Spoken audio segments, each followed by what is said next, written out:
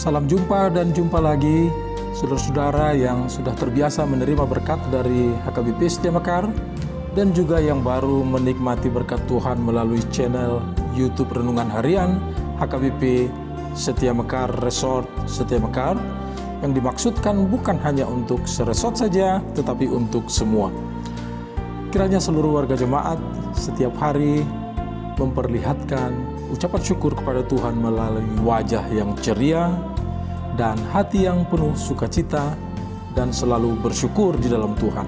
Jangan lupa kabar-kabarilah sukacita dan kalau ada pergumulan, sehingga kita bisa berdoa bersama, karena di dalam kebersamaan kita Tuhan hadir dan Tuhan bersama dengan kita. Selamat pagi saudara-saudaraku yang dikasihi Tuhan Yesus Kristus. Sebelum kita mendengarkan firman Tuhan, marilah kita berdoa.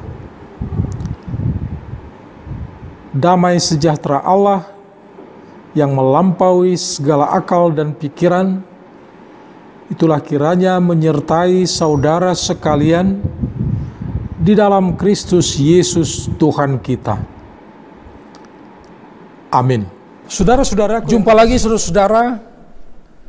Berjumpa dengan berkat Tuhan tentunya yang akan mengalir dari HKBP Setia Mekar, HKBP Resort Setia Mekar untuk siapa saja.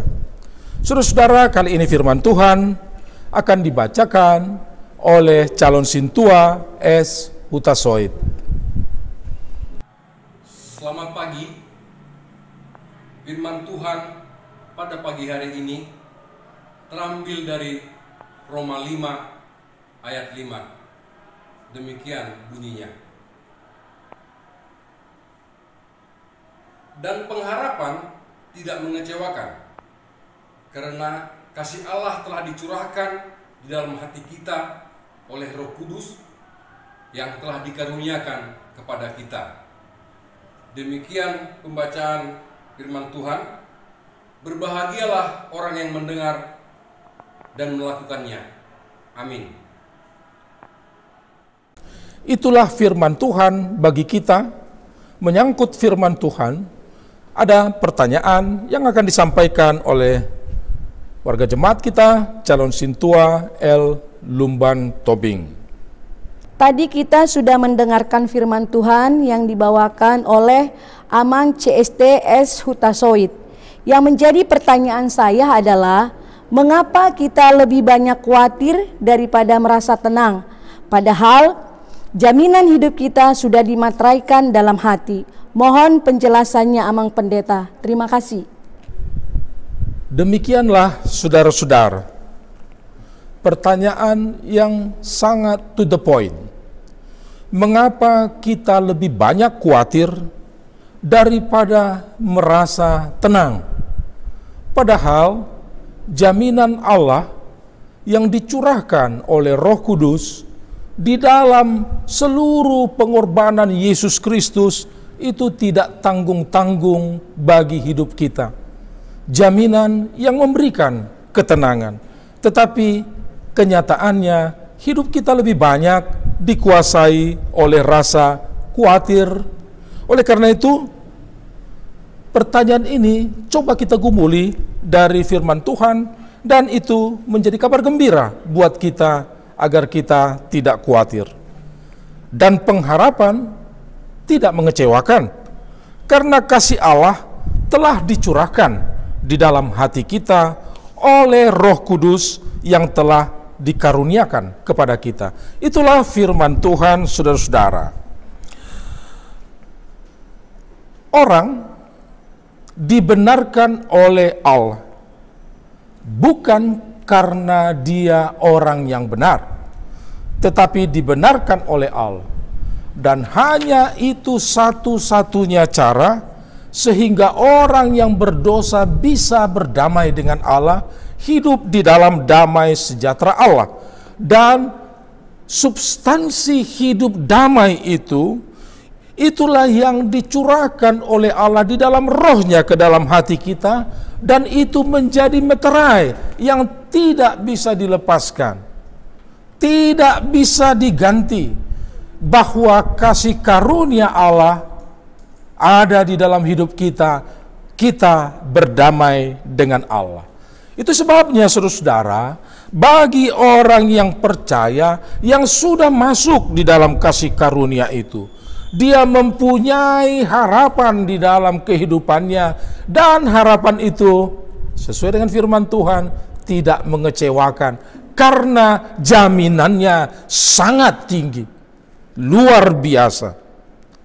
Dan sekalipun di dalam kehidupan yang kita jalani di tengah-tengah dunia ini, kita menghadapi berbagai penderitaan dan kesengsaraan, tapi firman Tuhan tetap berkata, justru disitulah tepatnya kita untuk bermegah.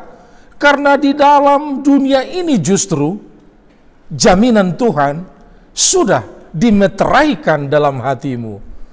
Oleh karena itu saudara, bermegahlah juga di dalam penderitaan dan kesengsaraan yang kita jalani. Karena apa? Firman Tuhan berkata, dengan itu akan melahirkan ketekunan iman. Apabila ketekunan iman itu berlangsung terus-menerus, maka akan membentuk seorang yang beriman yang tahan uji, hingga dia sampai kepada buah pengharapan yang dijanjikan oleh Tuhan. Pengharapan yang tidak mengecewakan, pengharapan yang pasti. Oleh karena itu saudara, yang pertama, tidak ada dasar untuk khawatir, tidak ada dasar sama sekali untuk ragu. Justru di dunia ini, dengan segala penderitaan dan tantangannya yang membuat hidup kita sengsara, justru jaminan itu sangat pasti agar tidak khawatir, jangan ragu. Lihatlah berbagai asuransi. Apakah asuransi jiwa dengan segala bentuknya membuat kita aman dan nyaman? Kenapa dengan asuransi jaminan yang justru sudah dimeteraikan oleh Allah di dalam roh, dalam hidup kita, di hati kita, tidak cukup untuk membuat kita merasa aman? Mungkin kita yang salah. Persoalannya saudara, kenapa kita ragu, kenapa kita khawatir? Ternyata kita salah menempatkan apa yang membuat jiwamu aman dan tenang. Kita salah menempatkan apa yang membuat kita aman di dunia ini. Bukan segala bentuk asuransi, walaupun itu perlu. Bukan segala bentuk jaminan pencapaian untuk hidup sehari-hari, untuk kita, untuk anak, bahkan untuk anak cucu kita pikirkan, walaupun itu juga perlu. Tetapi jaminan keamanan kita hidup di dunia ini hanyalah pada Kristus yang sudah mengalahkan dunia. Sekali lagi, justru jaminan hidup kita membuat kita aman, nyaman, tenang hanya pada Kristus yang sudah mengalahkan dunia ini, yang menjadi raja atas dunia ini. Anda bergantung kepada sesuatu di dunia ini, maka itu tidak mengamankan hidupmu. Tapi Anda bergantung kepada raja dunia ini, aman dan tenanglah hidupmu di dunia ini. Sambil kita menanti kepenuhan apa yang kita harapkan, yaitu kemuliaan dari Allah.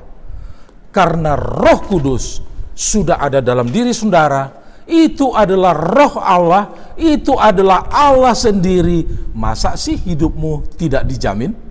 Tetapi kita bodoh, kita menempatkan rasa aman dan tenang kita pada hal-hal lain. Sangat disayangkan saudara-saudara. Oleh karena itu saudara-saudara, kabar gembira buat kita, apapun yang terjadi, tetaplah merasa bahagia dan bersyukurlah di dalam segala pencapaian apapun, karena di atas semua itu jaminannya sudah ada di dalam Yesus Kristus. Saudara-saudara, harapan kita ke depan itu tidak mengecewakan, artinya sesuatu yang pasti. Kalau begitu, masa depan yang pasti ini harus menentukan gaya hidup kita sekarang. Dan ini yang sering salah kaprah. Seolah-olah masa depan kita tergantung apa yang kita lakukan sekarang. Sehingga bisa kita berhasil, bisa kita gagal. Karena bisa berhasil dan bisa gagal, orang selalu khawatir, selalu ragu, apakah pencapaian ini sudah cukup untuk menjamin masa depan. Ini kebodohan kita. Tetapi saudara, karena kita yakin masa depan itu sudah pasti di dalam Kristus, tentu kita bergantung kepada sesuatu yang pasti itu. Bukan sekedar kita mau sampai kepada masa depan, tetapi kebahagiaan puncak di dalam Kristus itu yang datang kepada kita dari masa depan. Dan itu harusnya saudara menentukan gaya hidup kita sekarang. Ini bedanya. Apabila masa depan yang pasti itu menentukan gaya hidupmu, lihatlah betapa beda cara berpikirmu, betapa beda bahasamu, betapa beda perilakumu dalam segala hal. Hiduplah saat ini digerakkan oleh masa depanmu yang pasti, yang tidak akan mengecewakan. Saudara-saudara, sebagian dari masa depanmu itu sudah ada dalam dirimu.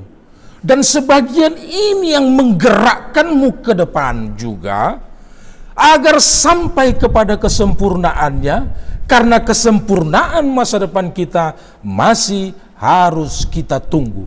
Tapi bagian kesempurnaan itu modal kita, itu sudah kita miliki, ada di dalam diri kita. Dan inilah yang menenangkan kita, saudara-saudara.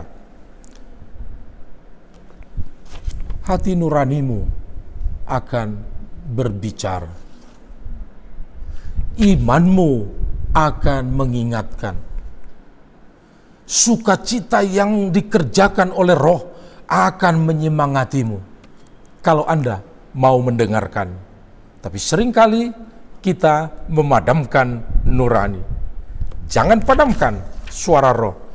Dia sedang bekerja di dalam diri saudara untuk memakai bagian masa depan yang ada di dalam dirimu, menghantarkan kamu kepada masa depan yang tidak mengecewakan, yang pasti membahagiakan. Oleh karena itu saudara, di dalam kehidupan sehari-hari, sudah jalani saja. Apapun yang ada, tetek bengek di dalam kehidupan itu hanya dinamika. Kepastian kebahagiaan itu sudah ada di dalam dirimu, tinggal menunggu kesempurnaannya. Nantikanlah, jalani saja. Go, go, go. Tuhan memberkati kita. Saudara-saudaraku yang dikasihi Tuhan Yesus Kristus, kita sudah mendengarkan firman Tuhan yang luar biasa.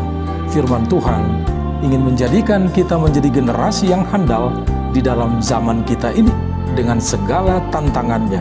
Saudara-saudara, generasi handal adalah generasi yang selalu mengandalkan Tuhan.